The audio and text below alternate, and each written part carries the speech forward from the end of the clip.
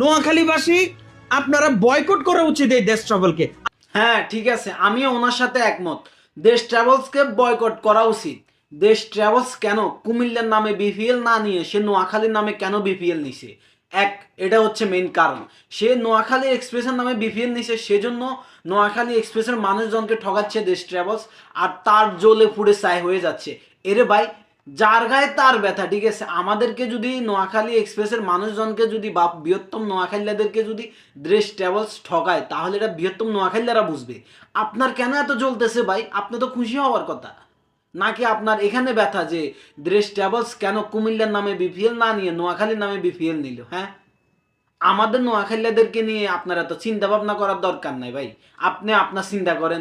Recently SK মিডিয়ার এই ভাইয়ে বল এবং কি লজিস্টিক ইস্যু নিয়ে একটা ভিডিও বানায় দেশ ট্রাভেলসের বিপক্ষে। নোয়াখালীদেরকে মানে পক্ষে নিয়ে সে ভিডিওটা বানায়। কেমন পক্ষে?